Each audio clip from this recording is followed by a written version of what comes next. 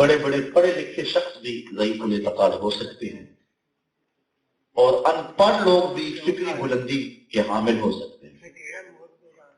تو بہت سارے پڑھے لکھے بھی، حتیٰ کہ بعض محراب و منبر سے وابستہ لوگ بھی ان لوگوں کے ساتھ وابستہ ہو جاتے ہیں، اور یہ معاشرے کا انتہائی ضعیف الاعتقاد طبقہ ہے، اور بہت تھوڑے لوگ ہیں جو ان لوگوں کے ساتھ وابستہ ہیں۔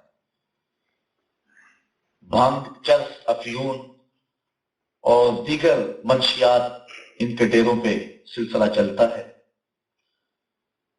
اس کو میں کہتا ہوں کہ میں 2 نمبر نہیں کہتا، یہ صوفیوں کی نقل کیا ہے، یہ تو اصل انسانوں کی نقل بھی نہیں لگتی۔ جو بندہ 6 سال غسل ہی نہیں کرتا تو اس کے بارے میں آپ کیا رائے دیتے ہیں؟ تو معاشرے کا جو طبقہ ان کو مانتا ہے یا ان کو اپنا رہنما اور پیر یا مرشد سمجھتا ہے، وہ انتہائی ضعیف الاعتقاد طبقہ ہے، اور تھوڑے لوگ ہیں، بہت زیادہ نہیں۔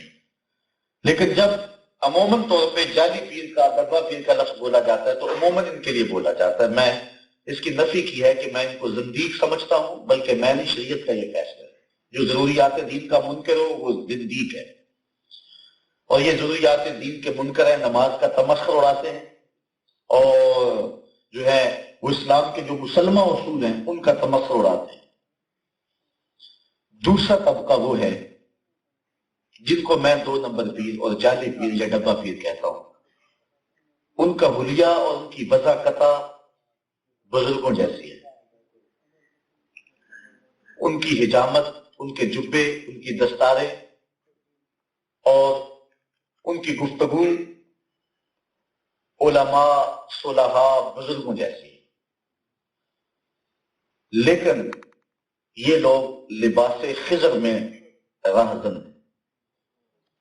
ہمارے پاس کوئی تھرمامیٹر نہیں ہے کہ ہم ان لوگوں کو پہچان سکیں۔ سب سے زیادہ نقصان اس طبقے نے دیا، یہ 2 نمبر طبقہ ہے۔ اس کو کون پہچانتا ہے؟ اللہ کے خاص بندے پہچانتے ہیں، یا پھر اللہ نے جس کو بصیرت عطا فرمائی، یا پھر جو لوگ ان لوگوں سے ڈسے جاتے ہیں، اور ان لوگوں سے جو ڈسے جاتے ہیں بعض کا وہ دین سے دور ہو جاتے ہیں، چونکہ لباس خضر میں ہے نا، اور ان کی ظاہری وضاقتہ، ان کا اٹھنا بیٹھنا، علماء کے پاس بھی آنا جانا ہے، مساجد کے اندر بھی ان کا تعلق ہے، ہمارے اجتماعات کے اندر ایسے بعض لوگ مہمان خصوصی بھی ہو سکتے ہیں، میں بھی دھوکہ کھا سکتا ہوں ایسے لوگوں سے، آپ بھی کھا سکتے ہیں۔ پہچاننا مشکل ہے کیونکہ ہمارے پاس کوئی ایسا معیار نہیں ہے۔ شریعت کا فتویٰ تو ظاہر پہ ہوتا ہے، تو ظاہر ٹھیک ہے نماز بھی پڑھ رہے ہیں، لیکن ہے زر پرست، اسلام سے کوئی غرض نہیں، دین سے کوئی غرض نہیں، مصنوعی لباسہ اڑا ہوا ہے، ریاکار ہیں، تصنع اور بناوٹ کے پلندے۔ یہ طبقہ سب سے زیادہ نقصان دہ ہے، اور یہی جعلی پیر ہیں، اور یہی ڈبہ پیر ہیں، اور یہی 2 نمبر جو 1 نمبر سے شکل میں ملتے جلتے ہیں۔ یہ طبقہ معاشرے کی تل چھٹ ہے، اور اس طبقے نے سخت نقصان پہنچایا ہے، ہماری صفوں میں موجود ہو کر کے ہماری عقیدتوں کو سمیٹا ہے، لوٹا ہے، اور ان لوگوں نے جو ہے وہ لوگوں کو اسلام سے، دین سے دور کیا ہے، چونکہ انہوں نے لوگوں کو دین نہیں دیا، اپنی ذات کے دائرے میں رکھا ہے۔ اس عنوان سے بہت کچھ کہا جا سکتا ہے، لیکن میرے پاس وقت تھوڑا ہے، ورنہ اگر اس پر میں زیادہ گفتگو کروں تو کچھ بصیرت اس گفتگو سے ایسے طبقے کی آپ کو نصیب ہو ہی سکتی ہے، انشاءاللہ پھر کبھی سے۔ تیسرا طبقہ وہ ہے کہ جو ظاہر اور باطن سے ایک جیسا ہے، ان لوگوں کی طرح منافق اور ریاکار نہیں ہے، ان کی وضاقتہ بھی ٹھیک ہے اور وہ ہیں بھی مخلص، لیکن ان کا فہم طریقہ ٹھیک نہیں ہے۔ یہ لوگ اپنی کم علمی کی وجہ سے یا کسی چشمہ صافی تک نہ پہنچنے کی وجہ سے فہم طریقت صحیح نہیں رکھتے۔ ان لوگوں کے پاس جانے والے لوگ اور ان لوگوں سے وابستہ ہونے والے لوگ ان سے بدظن نہیں ہوتے، کیونکہ ان کا ظاہر باطن ایک جیسا ہے۔ لیکن نقصان کیا ہوتا ہے؟ یہ لوگ قوم کو جمود میں اور تعطل میں مبتلا کر دیتے ہیں۔ ان کے فقر کو اقبال نے فقر ہندی کہا ہے، جس کے مقابل میں جو اصل فقر ہے فقر حجازی، جو میں چوتھے طبقے میں آپ کے سامنے رکھوں گا. یہ لوگ معاشرے کے اندر بہت سارے ہیں اور انہیں اچھا اور مخلص سمجھا جاتا ہے، اور ان کی پہچان اس طبقے سے بھی زیادہ مشکل ہے، چونکہ ان کے ساتھ وابستہ لوگ جو ہیں وہ ان کے ظاہر باطن کو جانتے ہوتے ہیں، اور قریب ہو کر کے بھی ان کو دیکھا ہوتا ہے اور وہ کوئی بات ماننے کے لیے تیار نہیں ہوتے. یہ نقصان دہ نہیں ہے دوسرے طبقے کی طرح یا پہلے طبقے کی طرح، اس طرح کا نقصان، لیکن جو اسلام کا مزاج ہے اس مزاج کی مخالفت ہے، اس اعتبار سے کہ یہ جمود اور تعطل میں لوگوں کو مبتلا کر دیتے ہیں. تو اسلام کا مزاج کیا ہے؟ وَوَالَّذِي أَرْسَلَ رَسُولَهُ بِالْهُدَىٰ وَدِينِ الْحَقِّ لِيُظْهِرَهُ عَلَى الدِّينِ كُلِّهِ، جو غلبہ اسلام ہے. علامہ اقبال نے نذیر احمد دہلوی کے نام ایک مکتوب میں لکھا کہ جب فقر فلسفہ بننا چاہتا ہے تو فقیر کی روح سے بغاوت کرتی ہے. میں اس فقر کا قائل ہوں جو حرکی ہے، جس میں تحرک پایا جاتا ہے. تصوف، تمدن، شریعت، کلام، بتان عجم کے پجاری تمام، حقیقت خرافات میں کھو گئی، یہ امت روایات میں کھو گئی. بجھی عشق کی آگ اندھیر ہے، مسلمان نہیں خاک کا ڈھیر ہے. یہ جمود میں مبتلا کر دیتے. یہ تیسرا طبقہ. پہلا طبقہ تو زندگیوں کا، دوسرا 2 نمبر لوگوں، جعلی لوگ. وہ خود بھی سمجھتے ہوتے ہیں کہ ہم لوگوں سے دھوکہ کر رہے ہیں، لوگوں سے فراڈ کر رہے ہیں. اور یہ تیسرا طبقہ یہ سحری کے آنسو بھی رکھتا ہے، ذکر فکر بھی کرتا ہے، لیکن فہم طریقت صحیح نہ ہونے کی وجہ سے تعطل اور جمود کا شکار قوم کو کر دیتا ہے. چوتھا طبقہ وہ ہے کہ جو اس تیسرے طبقے کی طرح ظاہر باطن کی پاکیزگی رکھتا ہے اور طریقت کے اصل مزاج کو سمجھتا ہے. طریقت کا اصل مزاج کیا ہے؟ حضرت شیخ مجدد الفسانی علیہ رحمہ لکھتے ہیں طریقت و حقیقت خادمان شریعتان. طریقت اور حقیقت یہ دونوں جو ہیں شریعت کے خادمان، اسلام سے کوئی متوازی یا متصادم نظام نہیں. یہ جو تیسرا طبقہ ہے یہ ایرانی فلسفے کے زیر اثر ایک طبقہ ہے اور نہ جاننے کی وجہ سے ان رسوموں کو یوز کا پابند ہے. حضرت داتا گنج بخش علی حجویری کشف الماجود میں لکھتے ہیں کہ حضرت ابو اسحاق اصفرائینی علیہ رحمہ جنگل میں گئے. وہاں کچھ لوگ گھاس کھا کھا کے گزر اوقات کر رہے تھے. تو آپ نے ان کو کہا آکلۃ الحشیش ہاں ہونا انتم بامت محمد فی الفطر، تم یہاں گھاس کھاتے پھرتے ہو اور مصطفیٰ کی امت فتنے میں مبتلا ہے. تو اس کی نفی کی. اور اقبال نے اصل فقر کی طرف اشارہ کرتے ہوئے کہا کہ اصل فقر کیا ہے، طریقت کی اصل روح کیا ہے. ویسے الہیات کی تشکیل نو کے عنوان سے اقبال نے جو مقالہ لکھا ہے اس میں بھی اس نے تصوف کو اخلاق کا دوسرا نام قرار دیا ہے، اور حضرت مجدد الفسانی علیہ رحمہ کی تعلیمات کو سامنے رکھ کے اس نے کہا کہ اس میں کوئی اختلاف نہیں ہو سکتا اور اس کا انکار کرنے والا جو ہے وہ کوئی بھی سمجھدار اور دانا بینا شخص نہیں ہو سکتا. اور انہوں نے خود جو اپنے الفاظ اور پیرائے کے اندر تصوف کو بیان کیا ہے جو حجازی تصوف ہے، اور وہ بہت تھوڑا ہے اور کم لوگوں کے پاس ہے، اور اصل تصوف اور اصل طریقت وہی ہے. ہوتا ہے کوہ دشت میں پیدا کبھی کبھی وہ فقر کہ جو خذف کو کرے لگی. وہ تھوڑے لوگ ہیں لیکن معاشرے کا نمک ہے وہ لوگ، اور معاشرے کا نور ہے، ان کے دم سے بزم عالم میں چلانا ہے، اور وہ تھوڑے بھی ہوں حالات کے رخ کو بدل کے رکھ دیتے. اور وہ فقر کیا ہے؟ وہ قرآنی فقر ہے. فقر قرآن احتساب ہستو. حضرت داتا صاحب نے بھی یہی لکھا. فقر کیا ہے؟ فقر کی تصوف کی تعریف حضرت داتا صاحب نے کی ہے. آپ پڑھیں کشف الماجود، اس کا تصوف کا باب پڑھیں.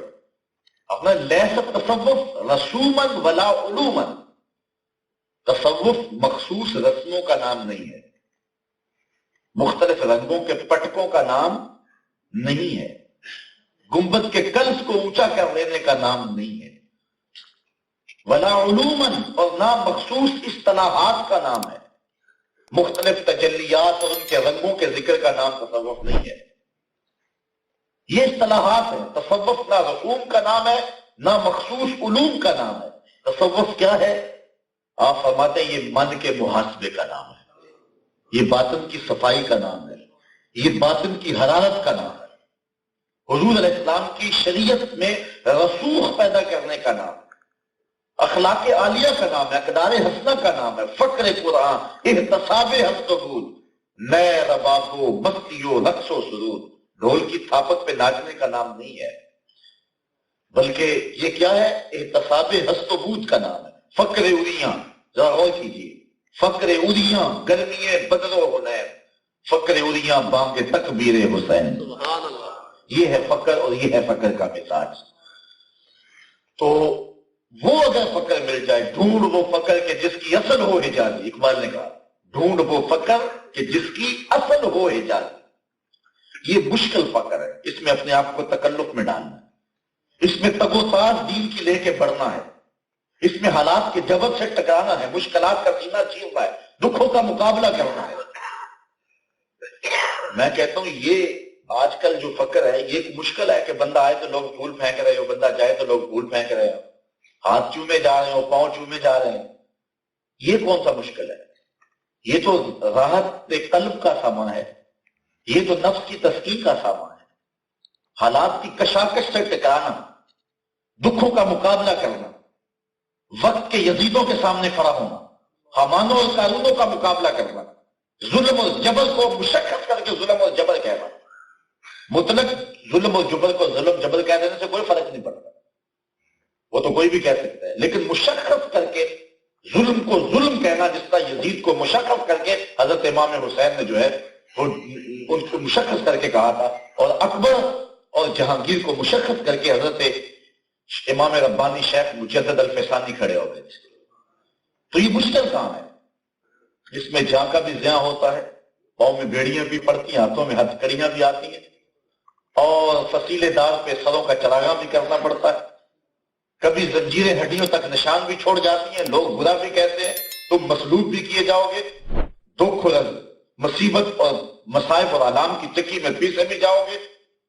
یہ وراثت ہے حضرت بلال حبشی کی، یہ وراثت ہے سلمان فارسی کی، یہ وراثت ہے ابو ذر غفاری کی، یہ فقہ وراثت ہے حضرت صدیق اکبر کی، یہ فقہ وراثت حضرت فاروق اعظم کی، اور یہ فقہ وراثت ہے حضرت جنید بغدادی کی، یہ فقہ وراثت ہے حضرت مجدد الفسانی، حضرت داتا گنج بخش علی اجمیری کی۔ یہ ہے فقہ، اور یہ اگر نصیب ہو جائے تو یہ غنیمت ہے، ورنہ تصوف، تمدن، شریعت، کلام، بتانے عجم کے پجاری تمام، حقیقت خرافات میں کھو گئی، یہ امت روایات میں کھو گئی، بجھی عشق کی آگ اندھیر ہے، مسلمان نہیں خاک کا ڈھیر ہے۔ تو وہ فقر، وہ تصوف جس میں حرکت پائی جائے، اور اسلام کا یہ مزاج ہے، اسلام کا یہ مزاج ہے، اور رسول کریم کو اس لیے مبعوث کیا گیا تھا، وہ والذی ارسل رسولہ بالہدی ودین الحق لیظہرہ علی الدین کلہ۔ اس لفظ پہ غور کیجیے، لیظہرہ علی الدین کلہ۔ جب مرزا غلام احمد قادیانی اٹھا نا تو پیر مہر شاہ صاحب اس کے مقابلے میں آئے۔ تو آپ جانتے ہیں، تاریخ پڑھیں، اس وقت آپ اس زمانے کے، اس دور کے، بالخصوص کوٹوہال کے علاقے کے جتنے بھی بڑے بڑے بزرگ اور صوفیات ان کو ساتھ لے کر کے آئے۔ ایک پیر صاحب کو پیغام بھیجا کہ حضرت آئیں، مرزا نے حضور علیہ السلام کے قصر نبوت میں نقب زنی کی کوشش کی ہے، ہم اس کے مقابلے کے لیے جا رہے ہیں۔ تو اس نے آگے سے کہا، پیر صاحب ہمیں کیا لگے، ہم تو فقیر لوگ ہوتے ہیں۔ تو حضرت سید میر علی شاہ فرمانے لگے کہ یہ فقیری تو نہ ہوئی، یہ تو بے غیرتی ہوئی نا۔ بیوہ کا گھر اجڑ رہا، یتیم کے سر سے چادر اتر رہی ہو، اور بندہ کہ میں فقیر ہوتا ہوں، اسلام کی نفی کرتا ہے۔ جبر کی آنکھوں میں آنکھیں بات کرنے کا ڈھنگ جو جانتا ہے وہ فقیر ہوتا ہے، جو ظلم کو ظلم کہنے کی طاقت رکھتا ہے وہ فقیر ہوتا ہے۔ آپ صرف حضرت غوث اعظم رضی اللہ تعالیٰ عنہ کی کرامات سنیے، لیکن یہ آپ کو کسی نے نہیں بتایا کہ حضرت غوث اعظم کی خدمت کے اندر مستنجد باللہ وقت کا حکمران آتا ہے اور 2 تھیلیاں پیش کرتا ہے نذرانے کی۔ تو آپ اس سے میں فرماتے ہیں، غریبوں کا خون نچوڑ کے مجھے نذرانہ دینے آ گیا۔ اس کے بدن پہ کپ کپی طاری ہو جاتی ہے، خوف طاری ہو جاتی ہے۔ کہتا نہیں کہ میرا مال ہے، فرمایا نہیں، اگر ایک اس کے ہاتھ سے تھیلی لی، اس کو تاؤ دیا، نچوڑا، تازہ خون کے قطرے ٹپکنے لگے۔ فرمایا اگر مجھے قرابت رسول کا لحاظ نہ ہو تو میں ان تھیلیوں کو نچوڑتا چلا جاؤں اور یہ خون بہتا بہتا تیرے محلات کے دروازے تک چلا جائے۔ اس نے کہا کہ حضرت مجھے کچھ عطا کیجیے، توجہ چاہتا۔ آپ نے یوں ہاتھ ڈالے، ملا علی قاری نے نزہۃ الخاطر الفاتح فی مناقب شیخ عبد القادر بن فیض کیا۔ جب آپ نے ہاتھ کھولے تو 2 تازہ سیب تھے، دائیں ہاتھ والا سیب اس کو دیا اور بائیں والا خود لے لیا۔ آپ نے کاٹا تو خوشبودار تھا، جب مستنجد باللہ نے کاٹا تو اس سے کیڑا نکل آیا۔ اب اس کو موقع ہاتھ میں آ گیا، کہنے لگا حضرت یہ کیا ہوا؟ بزرگ تو دوسروں کو ترجیح دیتے ہیں اور آپ نے مجھے کیڑے والا دے دیا اور خود جو ہے وہ اچھا سیب رکھ لیا۔ تو حضرت غوث اعظم فرمانے لگے جب شاخ پہ لگے تھے کیڑا نہیں تھا، جب میں نے توڑے دونوں میں کیڑا نہیں تھا، جب ظالم کا ہاتھ لگا تو کیڑا آ گیا۔ حجاج بن یوسف وہ شخص ہے کہ حضرت حسن بصری فرماتے ہیں پچھلی امتوں کے لوگ سارے کے سارے اپنے ظالم لے آئیں اور ایک پلڑے میں رکھ دیں، ہم دوسرے پلڑے میں صرف حجاج بن یوسف کو رکھ دیں، اس کا پلڑا پھر بھی بھاری ہوگا۔ 70,000 شخص اس نے اپنے ہاتھ سے قتل کیا، 90,000 لوگ اس کے حکم سے قتل کیے۔ حضرت عبداللہ ابن زبیر رضی اللہ تعالیٰ عنہ کو حرم کے صحت میں صحابی رسول کو یوں ذبح کیا جس طرح مینڈے کو ذبح کیا جاتا ہے۔ کوئی ہمت نہیں رکھتا تھا حجاج بن یوسف کے سامنے اونچی سانس بھی لے، کیونکہ اس کے مزاج کے خلاف کوئی بات ہوئی نہیں، اس نے گردن کاٹی۔ ایک فقیر آ گیا بسرے میں، حجاج بن یوسف نے اپنے سپاہیوں کو بھیجا کہ جاؤ اس کو اٹھا کے لاؤ۔ فقیر آ گیا سامنے، حجاج بن یوسف کہنے لگا کہ میرے لیے کوئی وظیفہ بتائیے۔ شیخ صاحب نے لکھا قدام عبادت فاضل طرف، کون سی عبادت اور کون سا وظیفہ میرے لیے بہترین؟ فقیر کہنے لگا دوپہر تک سویا رہا کر۔ کہا یہ کیسا وظیفہ ہوا؟ کہا کم از کم دوپہر تک لوگ تیری شر سے تو بچے رہے۔ یہ حجاج بن یوسف کے سامنے فقیر کھڑا ہو کے کہہ رہا ہے، یہ فقر کا مزاج ہے۔ اچھا فقیر کی ہیبت ہوتی ہے، کہنے لگا اچھا حضرت میرے لیے کوئی دعا کر دیجیے۔ ہاتھ اٹھا، یا اللہ حجاج بن یوسف کی جان نکال۔ کہنے لگا کہ یہ میرے لیے دعا تو نہیں ہوئی، یہ تو بد دعا ہوئی۔ کہا بد دعا نہیں، دعا ہے، اس لیے کہ تیرا پلڑا گناہوں کا بھاری سے بھاری ہوتا جا رہا ہے، تو چلو کچھ کم قتل ہوں گے تیرے نامہ اعمال کے اندر، اس لیے ابھی مر جائے تو جان چھوٹے۔ لوگوں کے لیے بھی یہ دعا ہے اور تیرے لیے بھی یہ دعا ہے۔ یہ فقیر ہو۔ ایک اور رنگ دیکھیے اخلاقیات کی صورت میں، یہ میں دلیری کے عنوان سے بات آپ کے سامنے۔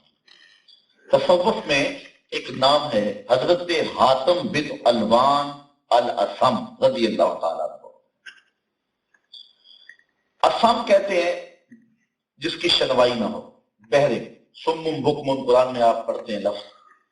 حضرت حاتم بہرے نہیں تھے، لیکن اس کے باوجود انہیں بہرا کہا جاتا تھا۔ کیوں؟ کتب پڑھیں۔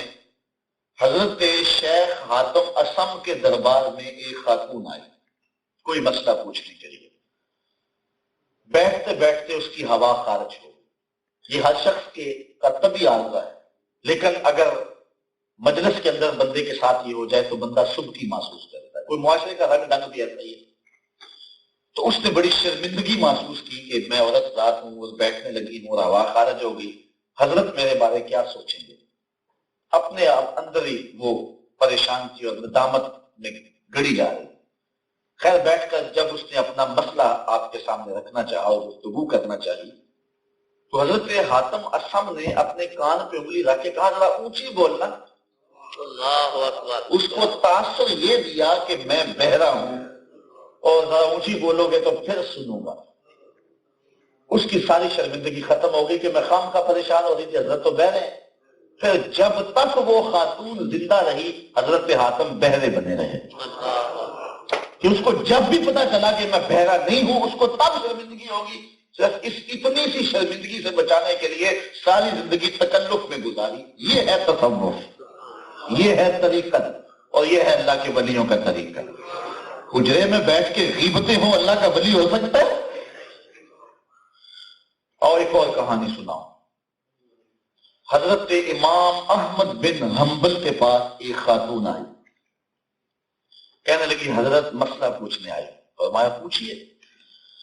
کہا کہ میں سود کاٹ کے بازار میں بیچنے کے لیے بیچتی ہوں، جب چاندنی راتیں ہوتی ہیں تو کچھ سوت میں رات کو بھی کاٹ لیتی، لیکن جو سوت رات کو کاٹا گیا ہوتا ہے اور دن کو کاٹا گیا ہوتا ہے دونوں کی کوالٹی میں فرق ہوتا ہے، لیکن میں اکٹھا ہی بھیج دیتا ہوں، اتنا خاص فرق نہیں ہوتا، ان دونوں کو اکٹھا بھیج دیتی ہوں، لوگ لے لیتے ہیں۔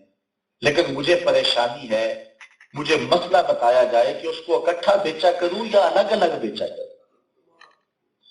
حضرت امام محمد بن حنبل حیران رہ گئے، آپ نے فرمایا خاتون تمہارے لیے اکٹھا بیچنا درست نہیں، تم اس کو الگ الگ بیچا کرو۔ جب وہ خاتون واپس چلے گئی، آپ نے اپنے بیٹے کو بلایا، کہا اس خاتون کے پیچھے پیچھے جاؤ اور دیکھ کے آؤ یہ کس گھر میں داخل ہو۔ جب بیٹا پیچھے چلا، واپس آ کہنے لگا حضرت یہ حضرت بشر حافی کے گھر میں گئی۔ یہ ہے طریقت، یہ ہے تصوف۔ حضرت بشر حافی کے گھر کے اندر رہنے والی خواتین کے تقوی کا یہ عالم تھا، تو حضرت بشر حافی کے تقوی کا عالم کیا ہوگا؟ اعلی حضرت امام اہل محبت امام الشاہ احمد رضا خان فاضل بریلوی رحمت اللہ تعالی علیہ، آپ کسی دعوت پہ تشریف لے گئے، کھانا کھانے لگے تو شوربہ چکھا تو اتنا لذیذ تھا، جی چاہا کہ تھوڑا سا اس کو پی لوں۔ صاحب دعوت کو بلایا، کہا میں شوربہ پینا چاہتا ہوں، اگر تم اجازت ہو تو پی لوں۔ اس نے کہا حضرت یہ سب کچھ آپ کے لیے بنایا ہوا ہے۔ فرمایا جو شوربہ ہوتا ہے یہ پینے کے لیے نہیں بنایا جاتا، یہ کھانے کے لیے بنایا جاتا، یہ معقول ہے، مشروب نہیں۔ اور جب میں ادھر سے ہٹنا چاہوں گا تو مجھے آپ سے اسپیشل اجازت لینی ہوگی۔ اس کو کہتے ہیں طریقت، اور یہ کہتے ہیں، اس کو کہتے ہیں تصوف۔ آج میں اور آپ ایک وہ طبقہ ہے جو مسلمہ روحانی معاملات کا سرے سے انکار کر دیتا ہے اور بزرگوں کی کرامات کو یہ کہہ کے رد کر دیتا ہے کہ یہ گڑی ہوئی باتیں۔ تو میں اس عنوان سے آج دو ایک باتیں آپ کے سامنے رکھنا چاہ رہا تھا، لیکن شاید تفصیل سے تو نہیں کر سکوں گا، لیکن اس عنوان سے روحانی معاملات جو ہوتے ہیں، اللہ نے اپنے بندوں کو جو طاقتیں اور قوتیں عطا کی ہیں، اس عنوان سے یہ دو چیزیں اچھی طرح سے ذہن نشین کریں۔ اللہ کے ایک نبی ہوئے ہیں حضرت سلیمان علیہ السلام، اللہ نے انہیں جانوروں کی بولیاں بھی سکھائی تھی، انہیں حکمرانی بھی عطا فرمائی تھی، بادشاہت بھی دی تھی، جنوں پہ بھی حکومت تھی اور انسانوں پہ بھی حکومت تھی۔ آپ کے دربار میں مختلف پرندے تھے جو جن کا آپ جائزہ لیتے اور جن سے گفتگو فرمایا کرتے، ان میں ایک پرندے کا نام تھا ہدہد، ایک مخصوص پرندہ ہے ہدہد۔ آپ نے پرندوں کا جائزہ لیا اور ہدہد نظر نہ آیا، یہ آپ کا درباری پرندہ تھا۔ قرآن اٹھائیے، وَتَفَقَّدَ الطَّيْرَ فَقَالَ مَا لِي لَا أَرَى الْهُدْهُدْ۔ آپ نے جب پرندوں کا جائزہ لیا فرمایا کہ میں ہدہد کو نہیں دیکھ رہا۔ پھر آپ نے کہا کہ یا تو وہ کوئی مضبوط سند لائے ورنہ میں اس کو عذاب دوں گا یا ذبح کر ڈالوں۔ زیادہ وقت نہ گزرا کہ ہدہد حضرت سلیمان علیہ السلام کی خدمت میں حاضر ہو گیا اور کہنے لگا حضرت میں اڑتے اڑتے بہت دور چلا گیا، حتیٰ کہ ملک سبا میں جا پہنچا۔ وہاں میں نے دیکھا کہ ایک قوم ہے جو سورج کو پوجتی، ان کی حکمران ایک عورت اور اس کا ایک بہت بڑا تخت ہے۔ حضرت سلیمان علیہ السلام نے ایک خط لکھا اور ہدہد کے نام دیا، کہا جاؤ، اس کو دیا، کہا جاؤ جا کے اس کے تخت پہ پھینکاؤ اور پھر دیکھتے ہیں کہ وہ کیا کہتی ہے۔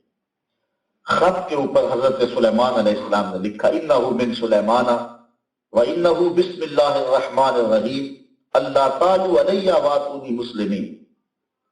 مفسرین کہتے ہیں کہ جب وہ خط اس عورت کے تخت پہ ڈالا گیا تو نبی کی ایک حیبت ہوتی، حضور فرماتے ہیں نصرت تو پھر وہ اللہ نے میری روب سے مدد کی ہے، میں 1 مہینے کی مسافت پہ ہوتا ہوں، دشمن کے دل پہ پہلے روب پڑ جاتا ہے۔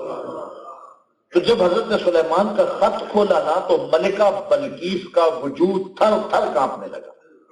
اس نے اپنے اعیان سلطنت کو بلایا، انہوں نے کہا ہمارے پاس فوجیں ہیں، ہمارے پاس اسلحہ ہے، ہمارے پاس لاؤ لشکر ہے، ہم مقابلہ کریں گے۔ لیکن اس نے کہا کہ نہیں، تم اس شخص کا مقابلہ نہیں کر سکتے، وہ صرف بادشاہ ہی نہیں نبی بھی ہے۔ میں ان کے پاس کچھ ہدایہ بھیجتی ہوں، پھر دیکھتی ہیں کہ کیا جواب آتا ہے۔ ہدیہ آئے، حضرت سلیمان نے کہا یہ تو میرے قدموں کی دھول ہے۔ میں نے جو کہا ہے یا تو فرما برداری قبول کر لو یا پھر تیار ہو لڑنے کے لیے۔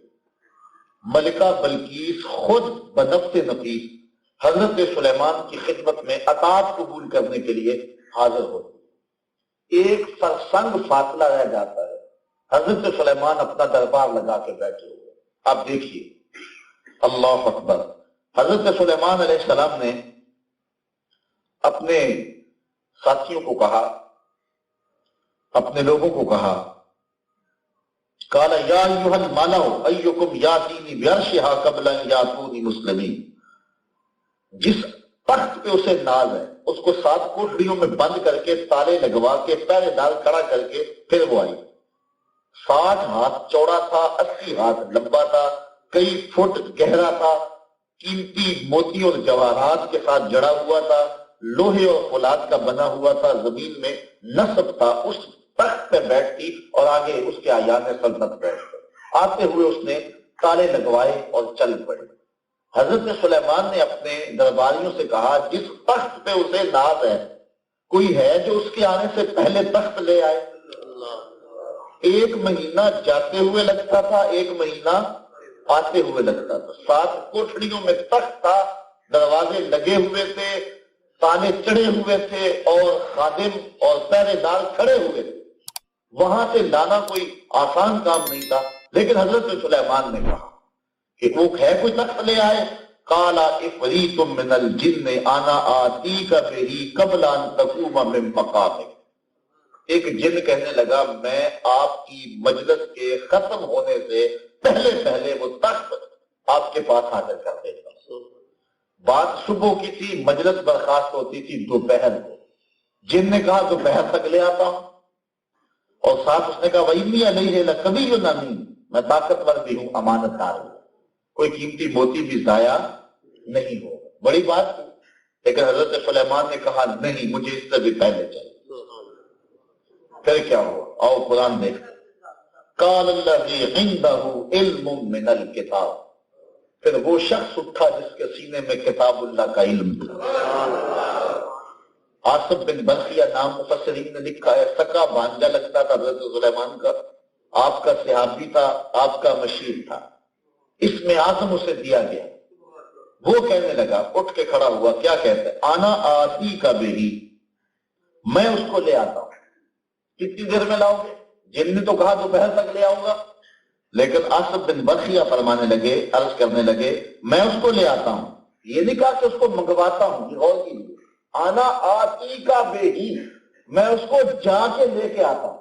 آنا میں، آتی کا آتا ہوں، آپ کے پاس کا آپ کے پاس بے ہی اس کے ساتھ، اس کو لے کے، یعنی میں ابھی جاتا ہوں، تک لے کے ابھی آتا ہوں۔ کتنی دیر میں؟ قبل ان یرتد الیک طرفک، آپ کی آنکھ کے جھپکنے سے پہلے۔ یہ بھی نہیں کہا اپنی آنکھ کے جھپکنے سے پہلے، اپنی آنکھ کے جھپکنے کو چند سیکنڈ کے لیے روکا بھی جا سکتا ہے، لیکن کہا آپ کی آنکھ کے جھپکنے سے قبل میں ابھی جا کے اس تخت کو آپ کی خدمت میں لے آتا ہوں۔ 1 مہینہ جاتے ہوئے لگتا تھا، 1 مہینہ آتے ہوئے لگتا تھا، 7 کوٹھڑیوں میں تھا، اتنا بڑا تھا، کہا اتنی جلدی لے آتا ہوں۔ فلما رآہ مستقرا عنده، ابھی آنکھ جھپکی نہیں ہے، تخت سامنے پڑا ہوا۔ سبحان اللہ۔ قال ھذا من فضل ربی، کہا یہ میرے رب کا، جس نے میرے غلام کو یہ طاقت دی۔ علماء نے لکھا کہ حضرت سلیمان نے رب سے کیوں نہیں کہا کہ مالک وہ تخت آ جائے، خود کیوں نہیں لائے؟ دنیا کو بتلانا مقصود تھا، یہ شان ہے خدمت گاروں کی، سرکار کا عالم، یہ نبی کے در سے وابستگی اختیار کرنے والے کی طاقت ہے۔ بنی اسرائیل کے ولی کی طاقت ہے تو بنی اسرائیل کے نبی کی طاقت کتنی ہوگی، اور پھر امام الانبیاء کی طاقت کتنی ہوگی۔ اچھا، اگر کوئی بات کسی بزرگ کی کرامت کے حوالے سے ویسے بیان کی جاتی تو شاید کوئی کہہ دیتا کہ یہ گھڑی ہوئی کہانی ہے۔ حدیث رسول میں یہ واقعہ ہوتا، شاید کوئی لکھ دیتا کہ یہ حدیث ضعیف ہے، لیکن قرآن کو تو ضعیف نہیں کہا جا سکتا، یہ آیت ضعیف تو نہیں ہو سکتی، اور قرآن بیان کر رہے ہیں قال الذی عنده علم من الکتاب، آنا آتی کا بہی قبل ان یرتد الیک طرفک. اچھا غور کیجئے، جس طرح حضور نبیوں سے افضل ہیں، حضور کی امت باقی امتوں سے افضل ہے. جب بنی اسرائیل کی امت کے ایک ولی کو یہ طاقت دی گئی ہے تو کیا ایسی طاقت حضور کی امت کے ولی کو نہیں دی جا سکتی؟ تو پھر انکار کس منہ سے کیا جاتا ہے؟ چلو ایک کہانی سنا دیتا ہوں. کابل کا شہر ہے، ہجوم بنا ہوا ہے، بادشاہ کے محل سے ایک کنیز نکلی. اس نے لوگوں کو کہا کہ یہ ہجوم کیسا ہے؟ لوگوں نے کہا بخارے سے شاہ نقش بند بخاری آئے ہوئے اور لوگ ان سے نیاز بندی حاصل کر رہے ہیں اور ان کے ہاتھ پہ بیعت ہو رہی. وہ سادی سی خاتون تھی، اس نے کہا یہ کیا ماجرا ہوتا ہے؟ تو لوگوں نے بتایا کہ یہ لوگ تزکیہ نفوس کرتے ہیں، باطن کی طہارت کا سامان ہے. اور اس کے ذہن کے مطابق بتایا کہ جب بھیڑ بن جائے تو کھیویلے کام بھی آ جاتے. اس نے سوچا کہ نسبت قائم کر لینے میں کیا حرج. حضرت شاہ نقشبند بخاری نے اس کو قبول کر لیا اور اس کو اوراد و وظائف دیے. نیک پہلے تھی لیکن بعد میں آپ کے بتائے ہوئے اوراد و وظائف کی وجہ سے مزید برکت آ گئی، حتیٰ کہ اس کی دیانت کی وجہ سے بادشاہ وقت نے اس کو اپنی خاص قربت عطا کی. اپنے گھر کے اندر اس کو آنا جانا اس کا شروع ہو گیا. باقی لونڈیاں اور کنیزیں جو تھی وہ حسد کر گئی. انہوں نے چوری کر کے بادشاہ کے گھر سے زیور اس کے نام لگا دیے اور پھر کہیں سے برآمد بھی کروا دی. بادشاہ نے اس کی صفائی نہ سنی، غصے میں آ گیا کہ میں نے اس کو اتنی قربت دی، اس نے میرے اعتماد کو ٹھیس پہنچایا.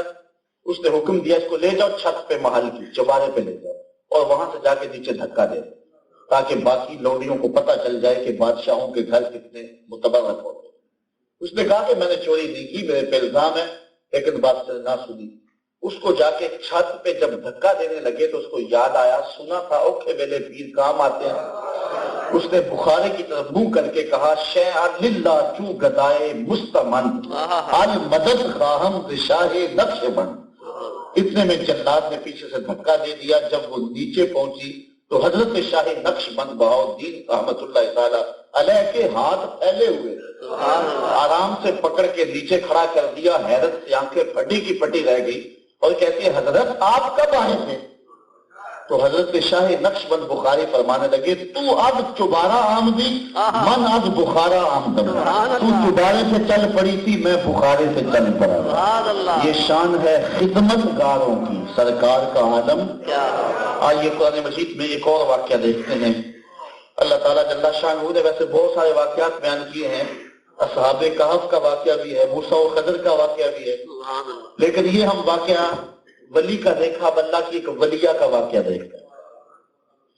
یہ سورت آل عمران ایک عظیم المرتبت خاندان کے نام پہ سورت، نبیوں کا خاندان ہے بنی اسرائیل میں.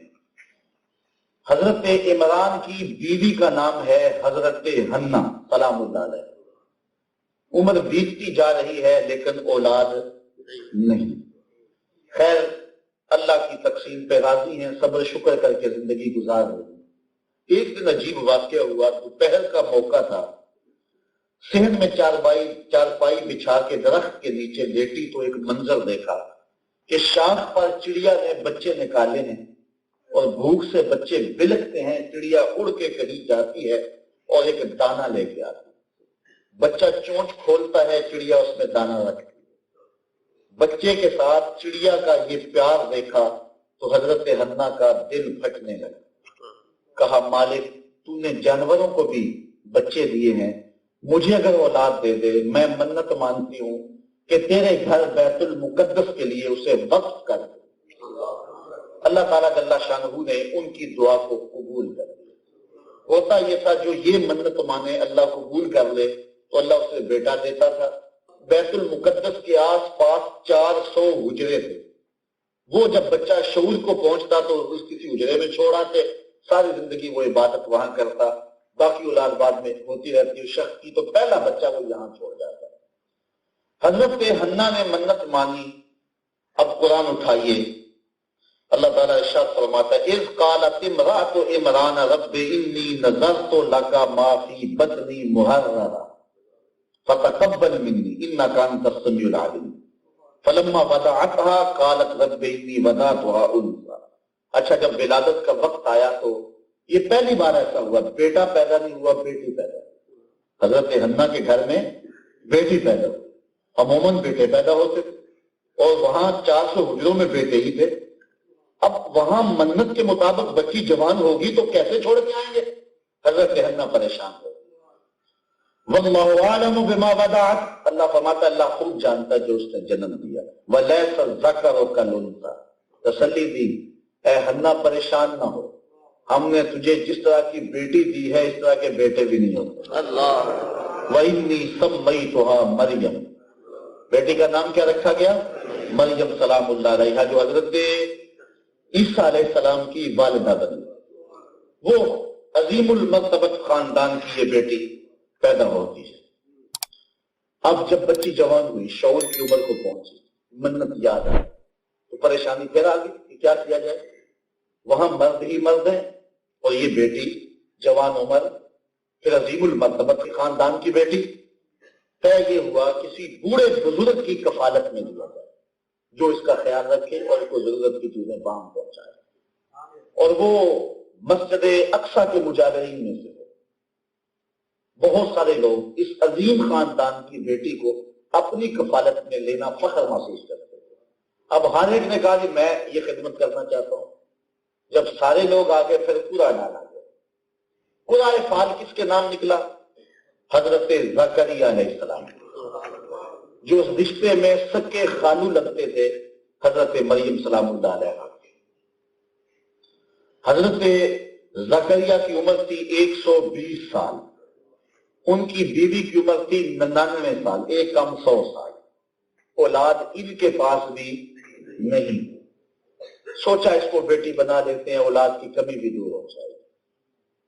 حضرت زکریا علیہ السلام نے ایک حجرہ مختص کیا حضرت مریم سلام اللہ علیہ سے. جب کہیں جانا ہوتا باہر سے تالا لگا دیتے, واپس آ کے کھانے کی چیزیں ضروریات کی چیزیں وہاں پہنچاتے. ایک دن تالا لگا کے کہیں گئے, واپس آتے ہوئے دیر ہو گئی. افطاری کا وقت بیت گیا. سخت پریشان ہوئے, تیزی سے آئے, آ کے دروازہ کھولا. عجیب منظر. آئیے قرآن اٹھاتے. اللہ تعالیٰ ارشاد فرماتا ہے وَكَفَّلَهَا زَكَرِيَّا, حضرت زکریا نے حضرت مریم کی کفالت اپنے ذمہ لی. كُلَّمَا دَخَلَ عَلَيْهَا زَكَرِيَّا الْمِحْرَابَ, اس حجرے میں جب حضرت زکریا داخل ہوئے کیا منظر دیکھا؟ وَجَدَ عِندَهَا رِزْقًا, تو وہاں رزق پڑا ہوا ہے. حیرت زدہ اس لیے ہوئے کہ دروازہ بند کر کے خود گیا ہوں اور کوئی دروازہ نہیں ہے, کوئی کھڑکی نہیں ہے, کوئی روشن دان نہیں ہے. پھر مزید حیرت یہ کہ جو پھل تھا وہ بھی موسم کے علاوہ تھا. موسم آم کا نہیں ہے, آم موجود ہے. موسم انگور کا نہیں ہے, انگور موجود ہے. تو ایک حیرت تو یہ کہ پھل اندر کیسے آیا, اور دوسری حیرت یہ, حیرت بے حیرت, کہ یہ پھل بے موسم یہ کیسے آ گیا. بڑے حیران ہوئے, بے ساختہ حیرت میں پوچھا قال یا مریم انا لک ھذا, اے مریم یہ پھل کہاں سے آیا؟ حیرت بنتی تھی, حیرت سے پوچھا.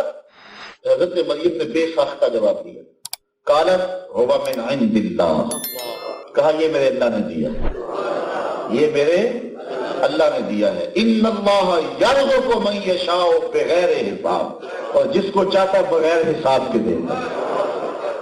بندے کہتے ہیں جھوٹی قسم نہ کھائیں تو سودا ہی نہیں بکتا, جھوٹ ہے, یہ بھی جھوٹ ہے, اس پہ بھی جھوٹ بول رہے. ایسا نہیں ہے, جس کو چاہتا ہے بغیر حساب کے دیتا. وہ پتھر کے اندر موجود کیڑے کو بھی دیتا ہے. روزی کا ذمہ اس نے دیا, وہ رازق ہے, بندے کے پیدا ہونے سے پہلے بھی بندے کا رازق ہے. اللہ اکبر. کہا وہ اللہ نے مجھے رزق دیا, جس کو چاہتا ہے بغیر حساب کے دیتا ہے. آپ جانتے ہیں کہ حضرت زکریا کی عمر کتنی تھی؟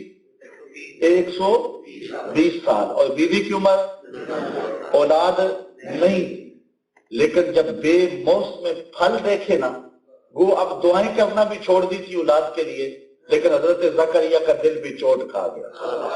کہا مالک جب اپنی اس بندی کو بے موسم میں پھل دے سکتا ہے تو میری عمر کے شجر پہ اولاد آنے کا موسم بیت گیا ہے، تو مجھے بے موسمی اولاد نہیں دے سکتا؟ اب غور کیجیے، ہنالک دعا زکریا ربہ، حضرت زکریا وہی کھڑے ہو کے دعا مانگنے لگے، قال رب ہب لی من لدنک ذریۃ طیبہ، اے میرے رب مجھے اپنے پاس سے ستھری اولاد عطا کر۔ یہاں یہ بات بھی سمجھ آئی کہ جہاں رحمتوں کو اترتے ہوئے دیکھو وہاں دعا مانگو۔ حضرت مریم سلام اللہ علیہا ولیہ ہیں، نبی نہیں ہے، اور حضرت زکریا نبی۔ بیت المقدس کے قرب میں حجرہ ہے، بیت المقدس پاس ہے، صخرہ قریب ہے، حضرت زکریا وہاں سے آ کے صخرہ کے قریب کھڑے ہو کے دعا نہیں مانگتے، بیت المقدس میں دعا نہیں مانگتے۔ قرآن کے لفظ ہے ہنالک، اسی جگہ پہ جہاں رحمتیں اترتی دیکھی تو حضرت زکریا نے فوراً وہی دعا مانگی۔ یہ نہ سوچا کہ میں نبی ہوں اور یہ ولیہ ہے اور یہاں کیوں مانگوں، دیکھنا یہ ہے رحمتیں کس کی اتر رہی۔ آج ہم بزرگوں کے مزارات کے قریب جا کر کے اللہ سے اولادوں کی اور دیگر مشکلات سے نکلنے کی دعائیں مانگتے ہیں تو فتویٰ آ جاتا ہے شرک ہو گیا۔ ایسا نہیں ہے، جہاں رحمتیں اتر رہی ہو وہاں دعا مانگی جاتی، اور جہاں اللہ کے بندے کی قبر ہو، صحیح حدیث ہے القبر روضۃ من ریاض الجنہ، مومن کی قبر جنت کے باغوں میں سے ایک باغ ہے، اور اگر جنت میں بھی رحمت نہیں ہے تو کہاں ہے؟ تو اہل اللہ کے قرب میں کھڑے ہو کے رب سے دعا مانگنا یہ رحمتوں کے نزول کو دیکھ کر کے دعا مانگنا ہے، اور وہاں مانگی ہوئی دعا رد نہیں ہوتی۔ یہ غور کر لیں اور اپنے معاملات اور عقیدے کی اصلاح کر لیں، کہیں غلط فہمی میں کسی حقیقت کا انکار نہ ہو رہا ہو، اس ملنگوں کی وجہ سے اللہ کے ان ولیوں کا انکار نہ ہو رہا ہو، اسی طرح جس طرح ان ولیوں کی وجہ سے کہیں ملنگوں کو نہ مان رہے ہو اور ان ملکوں کی وجہ سے کہیں ولیوں کا انکار نہ ہو رہا ہو۔ یار جس شخص نے 90 لاکھ کافروں کو کلمہ توحید پڑھایا، داتا صاحب کی چوکھٹ پہ کھڑے ہو کے کہتا ہے گنج بخشے فیض عالم، مظہر نور خدا، ناقصاں راہ پیر کامل، کاملاں راہ، ذرا غور تو کیجیے، اللہ اکبر۔ اب حضرت زکریا کھڑے، ہنالک دعا زکریا ربہ، وہی کھڑے ہو کے حضرت زکریا نے رب سے دعا مانگی۔ کیا کہا؟ رب ہب لی من لدنک ذریۃ طیبہ، اے اللہ مجھے ستھری اولاد دے، انک سمیع الدعاء، بے شک تو دعاؤں کو سننے والا ہے۔ اب کیا کہا گیا؟ آواز آئی ادھر کیوں کھڑے ہو؟ نہیں، فنادتہ الملائکہ، فرشتوں نے ندا دی۔ کہاں؟ ہو سکتا ہے کہ یہاں بھی دعا مانگی ہو، صخرہ کے پاس بھی آ کے مانگی ہو، سینے مسجد اقصی میں بھی مانگی ہو، لیکن قرآن نے ایک ایک لفظ کو بیان کیا، ساری منظر نگاری کی۔ فنادتہ الملائکہ، فرشتوں نے ندا دی، وَهُوَ قَائِمٌ يُصَلِّي فِي الْمِحْرَابِ، اللہ قرآن میں فرماتا ہے ابھی وہ محراب میں کھڑے ہو کے دعا مانگ ہی رہے تھے، ابھی منہ پہ ہاتھ بھی نہیں پھیرے تھے، منہ پہ ہاتھ بھی۔ کیا آواز آئی؟ فرشتوں نے کیا کہا؟ ان اللہ یبشرک بیحییٰ، اے زکریا ہم تمہیں حضرت یحییٰ کی بشارت دیتے ہیں، تجھے بیٹا دیتے ہیں، بیٹا مانگا ستھرا، کتنا ستھرا ہوگا؟ مصدقا بکلمۃ من اللہ وسیدا وحصورا ونبیا من الصالحین، بیٹا نبی بھی ہوگا، بیٹا سید بھی ہوگا، بیٹا عورتوں سے الگ رہنے والا بھی ہوگا، کلمۃ اللہ بھی ہوگا۔ یہ چار خوبیاں بیان کی، یہ بیٹا تجھے عطا کرتے۔ اب خود آواز سنی لیکن پھر حیرت میں ڈوب، ساتھ ہی کہا اللہ اکبر، قال رب انا یکون لی غلام وقد بلغنی الکبر وامرأتی عاقر، مالک بیٹا ہوگا کیسے؟ میں تو بوڑھا ہوں، میری بیوی تو سن ایاس کو پہنچ گئی ہے، کیسے بیٹا ہوگا؟ قال کذالک اللہ یفعل ما یشاء، کہا ایسے ہی جس طرح بے موسم میں پھل ملے اس طرح تجھے بیٹا بھی عطا کر، ایسے ہی عطا کر دے۔ اللہ اکبر۔ قال رب اجعل لی آیہ، یا اللہ کوئی نشانی دے، کوئی بات ہی بڑی عجیب تھی، یا اللہ کوئی نشانی دے دے مجھے یقین ہو۔ اللہ اکبر، ارشاد کیا کالا آیتک اللہ تکلم الناس ثلاثۃ ایام الا رمزا، کہا اس کی نشانی یہ ہے 3 دن تو لوگوں سے بات نہیں کر سکے گا، اشارے سے کرے، بولے گا تو نہیں کرے گا، لیکن رب کا ذکر کرنے لگے گا زبان کھلی ہو، لیکن لوگوں سے بات کرنے لگے گا تو نہیں ہو سکے۔ وَاذْكُرْ رَبَّكَ كَثِيرًا وَسَبِّحْ بِالْعَشِيِّ وَالْإِبْكَارِ، صبح و شام اللہ کی پاکی بولتا رہے، اس کی تسبیح کرتا رہے۔ تو اللہ تعالیٰ جل شانہ نے اپنے بندوں کا تذکرہ کیا۔ یار اس سے بھی آگے جائیے، مجھے ایک بات بتائیے، قرآن کا کوئی لفظ یا کوئی حرف بے مقصد ہے؟ کوئی حرف بھی بے مقصد ہے؟ اب سنو قرآن کے چند کلمات۔ جب اصحاب کہف چلے نا اپنا دین اور دھرم بچانے کے لیے، تو پیچھے ایک کتا بھی چل پڑا، انہوں نے پیچھے کیا، وہ ہٹا نا، انہوں نے کہا چل آجا، پھر لجپال سے کہا تو بھی آیا۔ اب کتا بیٹھ گیا غار کے دھانے پہ۔ اللہ نے سورہ کہف میں ان لوگوں کے قصے کو ہماری ہدایت کے لیے بیان کیا، اس میں کتے کا ذکر آیا تو مالک نے کہا وَقَلْبُهُمْ بَاسِطٌ ذِرَاعَیْہِ بِالْوَسِیلِ، ان کا کتا غار کے دانے پہ بازوؤں کو پھیلا کے بیٹھا ہے۔ مجھے بتاؤ اس میں تبلیغ کیا ہے؟ کتے کے بیٹھنے کے سٹائل کو بیان کیا، اس کی حیت جلوس کو بیان کیا۔ کتا اس طرح بیٹھا ہوا ہے، وَقَلْبُهُمْ، ان کا کتا باسطٌ پھیلائے ہوا ہے، ذراعیہ اپنے دونوں بازوؤں کو، ایک بازو کو نہیں دونوں بازوؤں کو، بالوسیل غار کی دہلیز پر۔ تو اس میں کوئی ہمارے لیے تبلیغ ہوگی نا، کوئی ہدایت ہوگی نا، تبھی تو بیان کیا ہے۔ بتلانا مقصود ہے ولیوں کے سنگ جڑ جائے، ذات کا کتا بھی ہو تو وہ بھی قابل ذکر ہوتا ہے۔ ولیوں کے سنگ جڑ جائے، ذات کا کتا ہو، اللہ کو وہ بھی پیارا لگتا ہے، نہ صرف وہ پیارا لگتا ہے، اس کے بیٹھنے کا انداز بھی پیارا لگتا ہے، اس کی ادائیں بھی پیاری لگتی ہیں۔ تو جو بندہ ولیوں کے سنگ لگ جائے تو اللہ، یار سنگ نہیں لگا، ابھی ولیوں کی بستی میں جا رہا تھا، قتل کتنے کیے تھے؟ 100، پہلے 99 کیے، پھر ایک اور کر دیا۔ کتنے اشخاص کا قاتل تھا؟ ابھی گیا نہیں، راستے میں ہے، موت آ جاتی۔ اللہ اکبر، سیدھا جنت میں یا دوزخ میں؟ جنت والے کہتے ہیں ہم لے جائیں گے، جہنم والے کہتے ہیں ہم لے جائیں گے۔ وہ کہتے ہیں قاتل ہے، وہ کہتے ہیں کہ جا رہا ہے ولیوں کے ڈیرے پہ، توبہ کرنے جا رہا ہے۔